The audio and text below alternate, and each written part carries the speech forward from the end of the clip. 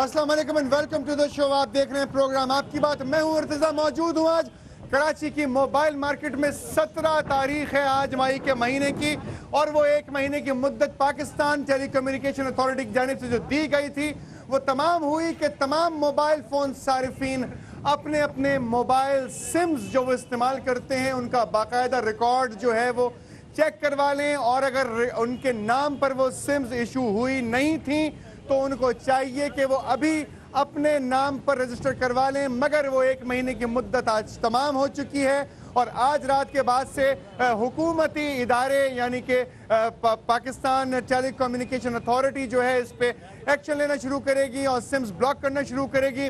इस सिलसिले में हमने बात करने के लिए आज यहाँ पे दावत दी है जनाब हमारे नुमाइंदे शरीफुद्दीन मेमन साहब को, जो इस वक्त ट्रैफिक जैम के अंदर फंसे हुए हैं, किसी भी लम्हे यहाँ पहुँचने वाले हैं। मोबाइल मार्केट सदर में जो मौजूद है इसके प्रेसिडेंट को हमने बुलाया है बात करने के लिए, जो खुद इस वक्त तशरीफ ला रहे हैं। वो भी गालिबन ट्रैफिक जैम का शिकार हैं। ट्रैफिक जैम अपने उरूज पर है इस वक्त। यहाँ पे वो तमाम लोग मेरे साथ मौजूद हैं इस वक्त अहले कराची जो मोबाइल फ़ोन यूज़ करते हैं, जिनसे बात की जाएगी कि ये सिम्स उनके नाम पर रजिस्टर कराई जाएंगी, कब कराई जाएंगी, मुद्दत तमाम हो चुकी है, हुकूमती एक्शंस क्या होने चाहिए, सर्विस प्रोवाइडर्स की क्या क्या जिम्मेदारियां थीं या क्या क्या जिम्मेदारियां हैं, उनके लिए कौन कौन से कवानीन वज़ा किए गए थे, वो फॉलो हो रहे हैं या नहीं फॉलो हो रहे हैं, ये तमाम काम कैसे अंजाम देगा। क्योंकि आज 2011 में ये बात महसूस की गई कि बहुत सारे वाक़यात और वारदातें जो हैं वो मोबाइल फ़ोन की मदद से की जाती हैं। बाज़ औक़ात लोग पकड़े जाते हैं, बाज़ औक़ात लोग नहीं पकड़े जाते। उनका रिकॉर्ड कहाँ मेंटेन हो रहा है, क्या हो रहा है, क्या तरीक़ाकार है। इस तमाम गुफ्तगू के साथ हम आपके साथ हाजिर हैं। हमारे साथ मौजूद होंगे हमारे स्पेशल नुमाइंदे जनाब अब्बास नकवी साहब, जिन्होंने इस सिलसिले में बहुत सारी रिसर्च भी कर रखी है, बहुत सारे प्रोग्राम जिन्होंने हैंडल किए हैं, वो भी हमें बताएंगे कि उनके पास क्या क्या इत्तलात हैं। सबसे पहले हम यहाँ पे जनरल आवाम से रब्ता करेंगे और उनसे बात करेंगे। जनाब, आज वो तारीख ख़त्म हो गई कि जिसके लिए कहा गया था पाकिस्तान टेलीकम्युनिकेशन की जानिब से कि अपने अपने कवायद जो हैं वो जमा करवा दें सर्विस प्रोवाइडर को, ताकि आपका सिम कार्ड ब्लॉक ना किया जाए। तो क्या आपके ख्याल में लोगों ने इसके ऊपर अमल दरामद किया होगा? जी मैसेज आए, हमने खुद अपनी सिम करवाई अपने नाम पर। अगर नहीं करवाएंगे तो ज़ाहिर है सिम ऑफ हो जाएगी, और हमारा तो पर्सनल नंबर है, पहले करवाई थी, लेकिन अभी जाके जब सिम हमने अपने नाम पे करवाई है तो अब हमें लगता है कि अपने नाम पर हुई है। ये पहले से अपने नाम पे क्यों नहीं करवाई थी आपने? पहले भी करवाई थी, जाहिर है जब सिम ली थी तो करवाई थी, लेकिन तब तो हेल्पलाइन के जरिए करवानी पड़ती है ना, अब तो डायरेक्ट फ्रेंचाइज पे जाके करवाई है। अच्छा, ये मुझे बताएं कि क्या ये बहुत ज़रूरी है कि वो सिम जो आप खरीदें उसमें आपके कवायफ होने चाहिए, आपका नाम होना चाहिए, आपका शनाख्ती कार्ड होना चाहिए, तमाम डिटेल होनी चाहिए? बिल्कुल होनी चाहिए। क्यों होनी चाहिए? क्योंकि हम लोग पाकिस्तान के शहरी है, जब हमारा आईडी कार्ड बना हो तो हमारी हर चीज़ बनी हुई होनी चाहिए। कोई खास वजह इस बात की आपको समझ में आती है? बात की खास वजह है कि बहुत वजह है इसकी। आजकल तकरीबन हर जगह पे मोबाइल फ़ोन्स के ऊपर किडनैपिंग, वारदात, ये वो। हमारे मोबाइल से कोई अगर सिम गिर जाती है, कोई किसी को कॉल करके बोलता है तो पुलिस। अंदाजन कितना अरसा हो चुका होगा पाकिस्तान में मोबाइल फ़ोन को इंट्रोड्यूस हुए हुए, मोबाइल फ़ोन का काम शुरू हुए हुए? 15 ईयर्स तकरीबन। अगर 92 और 93 94 की बात की जाए तो तकरीबन 20 साल, कमो बेच 20 साल का अरसा गुजर चुका है। मोबाइल फ़ोन लोग इस्तेमाल कर रहे हैं। उन्होंने पहले अपने नाम के ऊपर सिम्स क्यों नहीं हासिल की थी? कोई बता सकते हैं आप इस बात? सर, ये पहले जो सिमें बिकती थी तो वो बगैर इसके बिकती थी, कार्ड के ऊपर बिकती थी, बगैर आईडी कार्ड के नंबर के बिकती थी सिम में सारी। ये ज़रूरत क्यों महसूस हुई हुकूमत पाकिस्तान को या पाकिस्तान टेलीकम्युनिकेशन के इदारे को कि अब वो आपसे आपके शनाख्ती कार्ड की कॉपी और आपके कवायद ले? सर, इस वजह से ज़रूरत महसूस है। आए दिन बम धमाके हो रहे हैं, बम इस्तेमाल हो रही हैं, किसी की भी सिम इस्तेमाल कर लेते हैं। इसकी वजह से अब जिस फ़ोन सिम जब कार्ड नाम होगा तो परेशानी में वो आ जाता है जिसके नाम पर है। तो इस वजह से अब वेरिफिकेशन के लिए इन्होंने बहुत अच्छा सिस्टम निकाला है कि इस सिम अपने नाम पे कर रहे हैं। यानी कि जराइम की रोकथाम के लिए ये बहुत ज़रूरी है कि जो मोबाइल फ़ोन या सिम आप इस्तेमाल करें वो आपके नाम पर होनी चाहिए, और अगर आपके नाम पर नहीं है तो या तो वो बंद हो जानी चाहिए। ऐसा भी हो सकता है कि आपसे छीना गया मोबाइल फ़ोन या आपसे छीनी गई सिम को इस्तेमाल करके और उसके ऊपर कोई जुर्म कर दे, जिस जुर्म की वजह से, जिस जुर्म की पादाश में आपको पकड़ लिया जाए और आपके साथ जो है वो गुफ्तगू हो पुलिस की और इदारों की।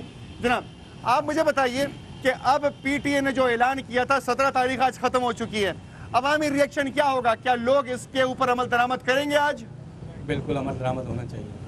ज़रूरत है इस बात की कि अमल दरामद हो? इस बात की मतलब ख़ास ज़रूरत है इस बात की, क्योंकि अगर जो है एक अच्छा एक दाम है, इससे सभी लोगों को सेफ्टी है। अगर सिम हर एक की अपने नाम होगी तो सबको फ़ायदा है इसके अंदर। पहले हुआ ये है कि जो कंपनीज थी उन्होंने कुछ इस शर्त को ऑब्लाइज ही नहीं किया और जो भी आया उसको उठा के सिम दे दी गई। कंपनीज ने इन शराइत के ऊपर अमल दरामद नहीं किया। और दूसरी एक मिस्टेक ये हुई है कि मैंने शनाख्ती कार्ड दिया और एक सिम ली है, बाद में मैंने वेरीफाई कराई तो 5 सिमें मेरे नाम पे निकलती हैं। पांच सिमें एक आदमी के नाम पर निकलती हैं। शनाख्ती कार्ड के अगर आप अपना रिकॉर्ड चेक करें जो कि पीटीए ने ऐलान किया 668 के ऊपर, अगर आप भेजें अपनी इंक्वायरी तो आपको मालूम हो जाएगा कि आपके नाम पर कितनी मोबाइल फोन की सिम्स इस्तेमाल हो रही हैं, कौन कौन से सर्विस प्रोवाइडर्स हैं जिनसे वो सिम्स आपके नाम पर इशू कराई जा चुकी है। अब्बास नकवी साहब मौजूद हैं। हाँ, शरफुद्दीन मेमन साहब को हमने बुलाया था, अभी तक वो ट्रैफिक जैम में है। देखिए कि वो यहाँ तशरीफ ला सकते हैं या नहीं ला सकते, मगर हमारी गुफ्तगू कंटिन्यू है। अब्बास साहब, आपने इस सिलसिले में बहुत सारी रिपोर्ट्स बनाई, आपने बहुत सारे पैकेजेस किए, बहुत सारे आपने इसके अंदर रिसर्च की। मुझे जरा एक बात बताएं, 20 बरस के बाद आज ये ख्याल आया कि हमारे शनाख्ती कार्ड, हमारी डिटेल्स उसके अंदर लिखी होनी चाहिए, इसको 20 बरस के बाद क्यों ख्याल आया इस बात का?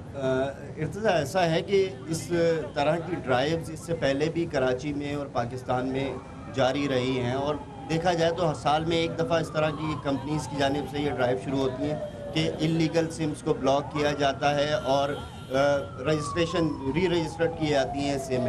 तो ये कोई नई बात नहीं है और जहाँ तक देखा जाए ये कंपनीज़ की जानिब से ये उनके इक़दामात का मतलब कोताही है कि इल्लीगल सिम्स इशू हो रही थी अब तक, और आगे भी जो पिछली ड्राइव हमने देखी थी उसमें भी लाखों सिमें ब्लॉक की गई थी, लेकिन दोबारा वही प्रैक्टिस जारी रही। दोबारा कैसे खुल गई? इसका मतलब ये है कि इस कानून के ऊपर अमल दरामद नहीं हो रहा। बिल्कुल कानून पर अमल दरामद नहीं हो रहा और ये बुनियादी तौर पर सेल्स की एक दौड़ है जो कंपनीज की जानिब से जारी है और बिलखुसूस शहरी इलाकों में, कराची देख लें, लाहौर देख लें, Islamabad Lahore, Peshawar, wherever you go। तो ये एक दौड़ है सिम्स इशू करने की कि आप कितनी ज़्यादा सिम्स इशू कर रहे हैं, कौन सी कंपनी कितनी। ये मुझे बताएं, लोगों ने बहुत सारी, कई मरतबा ऐसा हुआ कि मुख्तलिफ कंपनीज के स्टॉल लगे हुए हैं, लोग गए सर्विस प्रोवाइडर के पास सिम लेने के लिए, मुझे लगा सिम है इतने की है, वॉट एवर जो भी उन्होंने कीमत बताई, 50 रुपए, 100 रुपए, 200 रुपए। वो कहता है आदमी मेरे पास तो ID कार्ड नहीं है, तो क्या आप मुझे सिम दे सकते हैं? तो इस सिलसिले में क्या देखा गया, क्या होता है? शरफुद्दीन मेमन साहब भी तशरीफ ले आए हैं। I welcome you on the show sir. गुफ्तगू हमारी जारी है, तो ये मुझे बताएं कि वो फिर भी दे देते हैं? बिल्कुल सिम इस तरीके से इश्यूज होती हैं और बाज़ शनाख्ती कार्ड, बाज़ सेल्समैन ऐसे हैं कि जिनके पास शनाख्ती कार्ड मौजूद होते हैं और वो शनाख्ती कार्ड सिर्फ सिमों को इशू करने के लिए ही इस्तेमाल होते हैं। CPLC के रिकॉर्ड देखा जा सकता है, पुलिस का रिकॉर्ड देखा जा सकता है, उसमें एक शनाख्ती कार्ड पे 150-200 सिमें इशू हुई हुई हैं इसी कराची में। 200 सिमें। Abbas, we are in discussion, हमारी बात चल रही है इस वक्त। हम शरफुद्दीन मेमन साहब मौजूद हैं यहाँ पे। शरफुद्दीन मेमन साहब, डिस्कशन वही चल रही है, 17 मई आ गई, आज वो तमाम चीज़ें हदूद क्रॉस हो चुकी हैं, 1 महीने की डिटेल पूरी वो तमाम हो चुकी है। वो जो उन्होंने इजाज़त दी थी कि 1 महीने के अंदर आप ये तमाम कवायद पूरे जमा करवा दीजिए, अदरवाइज़ आपकी सिम्स जो है ब्लॉक कर दी जाएंगी। तो आपके ख्याल में ये 20 बरस के बाद तकरीबन एक इतनी बड़ी ड्राइव देखने में आ रही है पाकिस्तान टेली कम्युनिकेशन के इदारे की जानिब से, तो क्या इसके ऊपर सही तरीके से अब अमल दरामद होगा तो आइंदा भी होता रहेगा?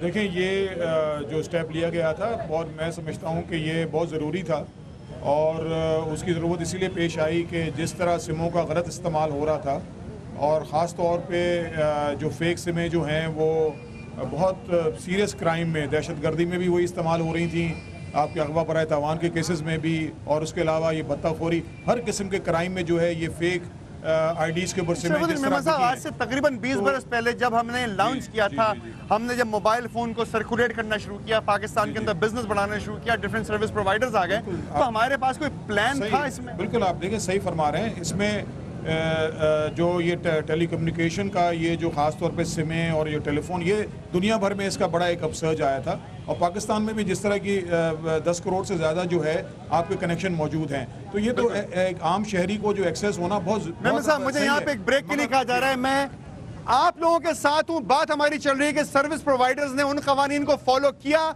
या नहीं किया। 20 बरस के बाद आज क्या कैफियत है? गुफ्तगू होगी दोबारा शरफुद्दीन मेमन साहब से, कहीं मत जाइएगा, रिजल्टेंट इंशाल्लाह आपको हम बताएंगे इसके अंदर की कैफियत क्या चल रही है। Be with me, don't go anywhere.